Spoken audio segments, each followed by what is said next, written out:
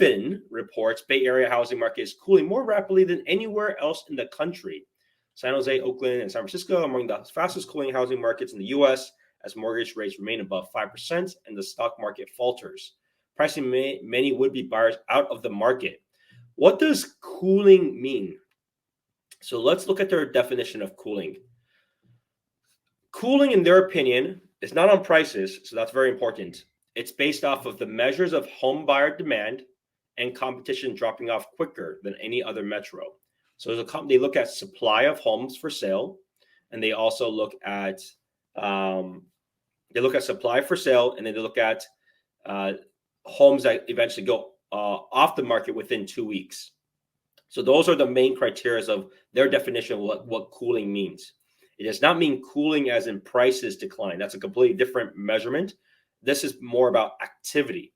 We're gonna look at prices later on so that you can see for yourself what is actually happening, which is a very different measurement, because they're not saying home prices have declined faster than anywhere. No, they're not saying that. They're just saying the activity levels have slowed down the fastest. And the reason for that is also based off of several things.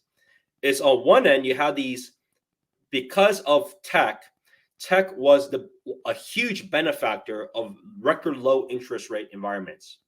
You had tons of VC money in, and you also have lots of just activity going on, right? That's just natural when you have low interest rates, where investors are just more aggressive. They don't really care about profits now. They're investing in the future because they can make that bet. As interest rates have risen quickly, a lot of things have had to change, right? Companies had to tighten up significantly because now the investor appetite is completely different. The same game that they did before can't work, and so you see a lot of these layoffs, a lot of budget cuts, a lot of them trying to reposition their business to be able to last through the next 1.5 to 2 years. Their fundraising cycle is a lot less now, right? In the past, they would raise money every 9 months. Now we're going back to what's more normal of something that's around 2 years. And so just everything is just slower then, right? All the activities is slower. So when you have all these things that impact on the smaller companies, it does also impact on the bigger companies. Now, Google had initially had massive plans to bring in 10,000 employees throughout the year, but now they've wanted to slow down hiring. I don't think they're not halting hiring, to be fair. Google is still doing very well, but they're slowing that down. They're like, okay, we're not going to hire the 10,000 people that we thought we would need at this stage. We're going to be more conservative. We're going to hire less. We're going to be more selective with our hires. And then you have others that are dealing with their own challenges, like Meta.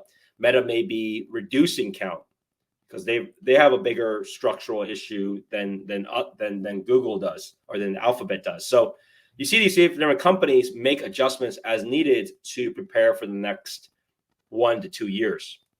And so that obviously impacts the market, right? You had a period where it was red hot, and then everybody wanted to buy. And then all of a sudden now you have a lot of people that are very timid for various reasons. Combination of stock market impact, combination of just mental, to be fair, a mental break, because they're like, oh, I've never been in a 5 to 6% environment before. The last time we were in this was back in like 2008 timeframe. So some people are just mentally wanting to take a break of being like, okay, let's see what happens. So you have that component. Of course, you have still components that people are still buying homes. Like, people are not like stopping. There are many people that realize, like, at the end of the day, if they're planning to be in the area for at least a couple of years, renting makes no sense, right? It's just better. You might as well spend that $3,000 to $6,000 a month in rent into your own home, even if the market is flat, or even if it declines, it's still better than doing that. So you have those different buckets, and at the end of the day, the buckets will keep changing based off of obviously the market, based off of all these news and things like that. So it's just something to be mindful of what's been going on. Remember, this does not mean that the prices have been crashing. It just means the activity is a lot slower, which is absolutely true. So that's just something to be mindful of. Thank you for watching this short on my YouTube channel. For more shorts, go ahead and click here. For more live streams, you can go ahead and click here. I'll see you in the next one.